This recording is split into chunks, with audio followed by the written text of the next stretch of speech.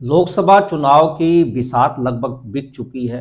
सभी नेता अपने अपने इलाके के अंदर पूर्ण रूप से ताकत झोंक रहे हैं ताकि चुनाव लड़ करके इस बार दिल्ली पहुंच जाएं।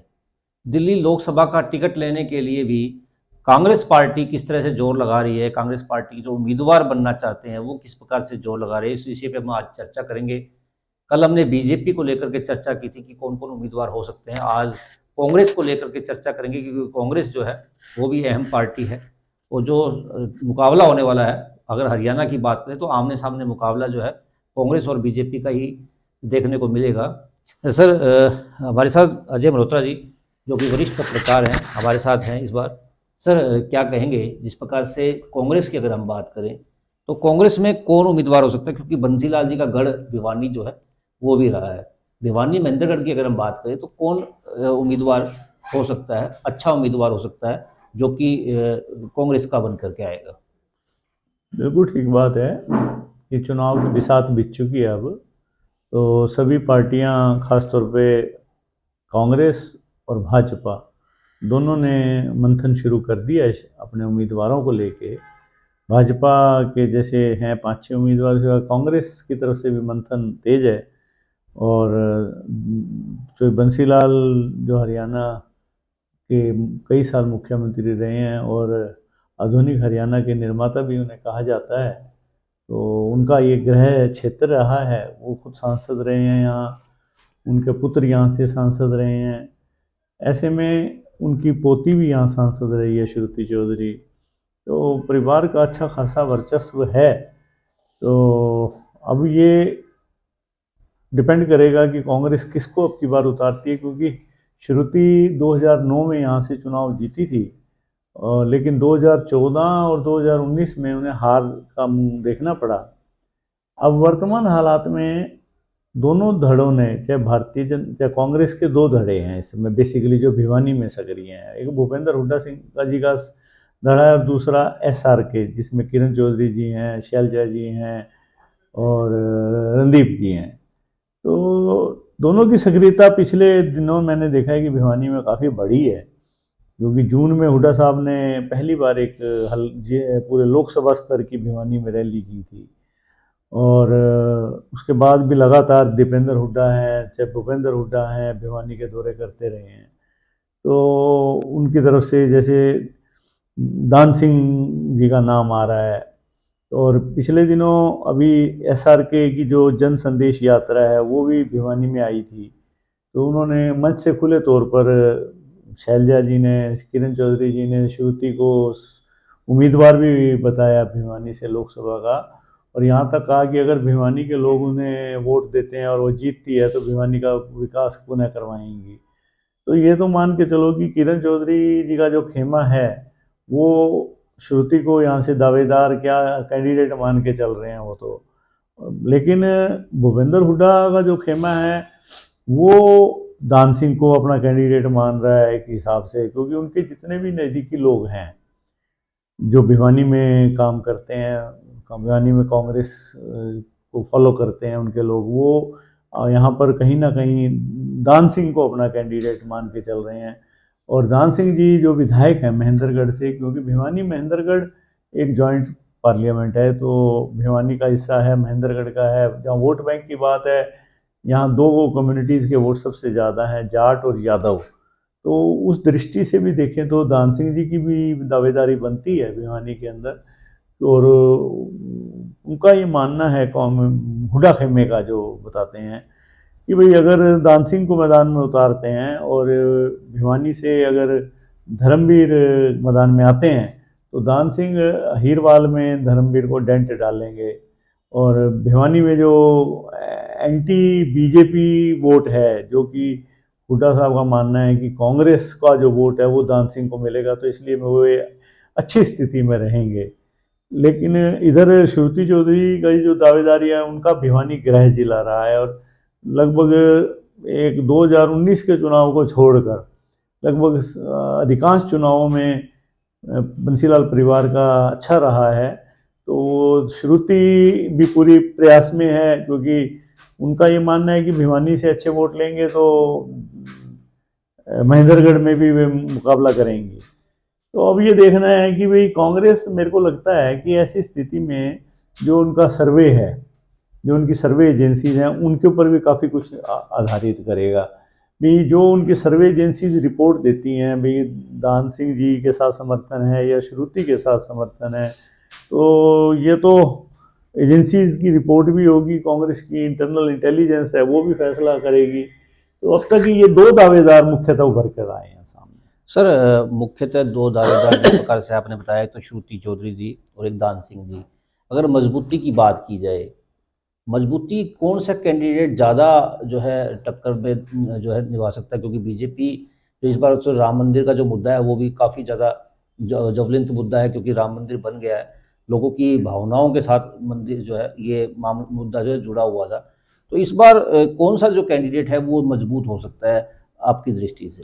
देखो, ये तो मान के चलो कि Bharatiya Janata party front foot पर खेल रही है इस समय, क्योंकि राम मंदिर का मुद्दा है, उनके हौसले बहुत बड़े हुए हैं। तो परंतु भाजपा किस कैंडिडेट को मैदान पे उतारेगी, इस पे डिपेंड करेगा कि कांग्रेस का मुकाबला किस तरह से बनता है। भाई धर्मवीर आते हैं तो कांग्रेस का मुकाबला और तरीके का होगा। अगर धर्मवीर के अलावा भाजपा से भूपेंद्र यादव आते हैं तो मुकाबला और तरह का होगा।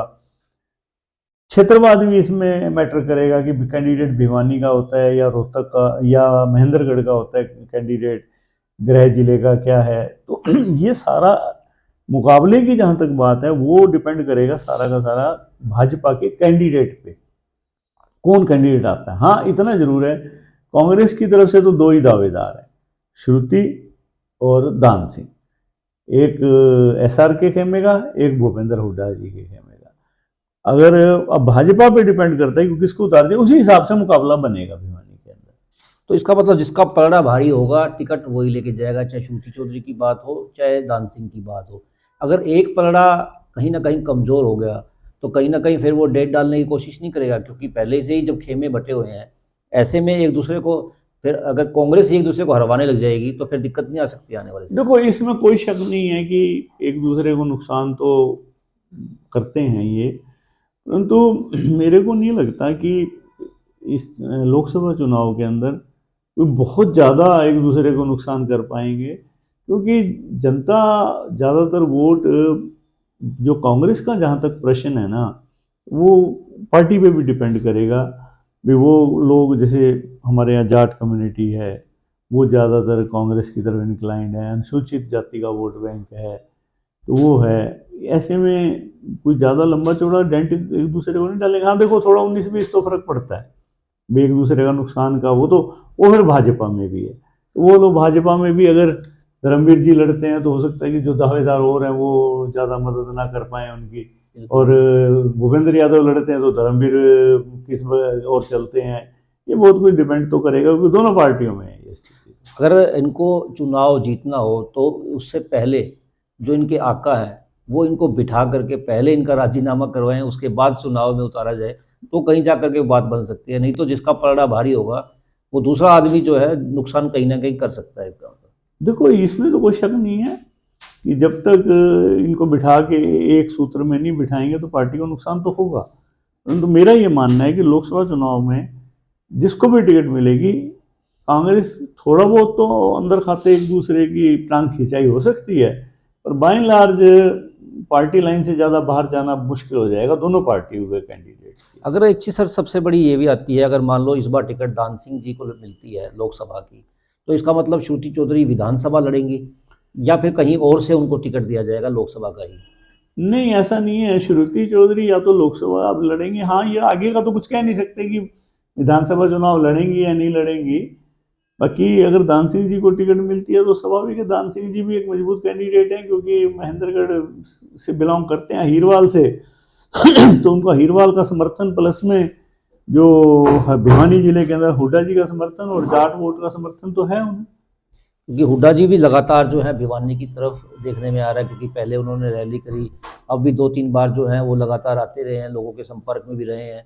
तो ऐसे में लगता है कि वो भी अपनी तरफ से मन बनाए बैठे हैं कि वो दान सिंह जी को शायद लड़वाने का पूरा मन बनाए बैठे हैं, और कहीं ना कहीं जिसका पलड़ा भारी होगा उसको टिकट मिलेगी और वो मदद भी करेंगे। देखो, ये तो स्वाभाविक है, जिसका पलड़ा भारी होगा जो लिस्ट जो इनकी सर्वे एजेंसीज का रिपोर्ट होगी उस पर बहुत कुछ डिपेंड करेगा कि टिकट श्रुति चौधरी को मिले या दान सिंह जी को मिले। सर्वे रिपोर्ट मेरे ख्याल से लगभग तय भी हो चुकी होगी या फिर बन रही होगी। उसके अंदर तो अभी कुछ भी नहीं कहा जा सकता, क्योंकि सर्वे रिपोर्ट है वो तो इंटरनल सर्वे है, वो उनके जो वार रूम के जो लोग हैं उन्हीं को ही मिलेगी। हालांकि वार रूम जो है कांग्रेस का, वो खुद क्या चाहता है, किस प्रकार से वो जो है सर्वे करवा रहा है, इस विषय पर थोड़ी सी जानकारी दे, ताकि हमारे जो लोग हैं, हमारे जो व्यूवर्स हैं, वो जान पाएँ कि किस प्रकार से वार रूम जो है वो काम कर रहा है। कांग्रेस ने इस पहले तो सर्वे के लिए 3 एजेंसीज हायर की हुई हैं, तीनों की अलग अलग से सीक्रेट रिपोर्ट है जो वो ले रहे हैं, और अब तीनों की रिपोर्ट उनके पास आ चुकी है, और अब वो अपने लेवल पर इन दोनों ग्रुपों में से बैठ के बात करेंगे कि कौन सा कैंडिडेट ज़्यादा मजबूत पड़ेगा। और देखा जाए तो दोनों कैंडिडेट्स के अपने पॉजिटिव भी हैं, अपने नेगेटिव भी हैं। जहाँ दान सिंह जी महेंद्रगढ़ में ज़्यादा मजबूत है, श्रुति चौधरी भिवानी जिले में ज़्यादा मजबूत है। तो अब ऐसे चुनाव में जब बीजेपी मजबूत स्थिति में है तो कांग्रेस के लिए भी जातीय समीकरण भी देखने पड़ेंगे, भी किस हिसाब से चुनाव लड़ा जाए, क्योंकि बीजेपी सोच रही है जातीय समीकरणों के हिसाब से चुनाव लड़ने की, तो कांग्रेस को भी जातीय समीकरणों का ध्यान रखना पड़ेगा चुनाव के कैंडिडेट उतारने के लिए। बिल्कुल, जिस प्रकार से आने वाला चुनाव जो है, आने वाला समय डिपेंड करेगा कि किसको टिकट मिलती है, किसका पलड़ा भारी होता है। बंसीलाल परिवार का पलड़ा भारी रहेगा या फिर हुड्डा परिवार का जो पलड़ा है वो भारी रहेगा। अगर हुड्डा परिवार का पलड़ा भारी रहा तो राव दान सिंह जो है भिवानी महेंद्रगढ़ लोकसभा से चुनाव लड़ेंगे। अगर बंसीलाल परिवार का यानी कि किरण चौधरी का पलड़ा भारी रहा, SRK ग्रुप अगर भारी रहा, तो कहीं ना कहीं श्रुति चौधरी भिवानी महेंद्रगढ़ लोकसभा से कैंडिडेट हो सकती है। खैर, ये आने वाला वक्त बताएगा, सर्वे रिपोर्ट बताएगी, सर्वे रिपोर्ट में किसका नाम आगे आता है। अजय मल्होत्रा जी का बहुत बहुत धन्यवाद, इन्होंने राजनीतिक विश्लेषण करके जिस प्रकार से जानकारियाँ हम तक पहुँचा रहे हैं, हमारे व्यूवर्स को पहुँचा रहे हैं। अगर आपको खबर अच्छी लगी तो चैनल को ज़रूर सब्सक्राइब करें, लाइक करें और शेयर करें।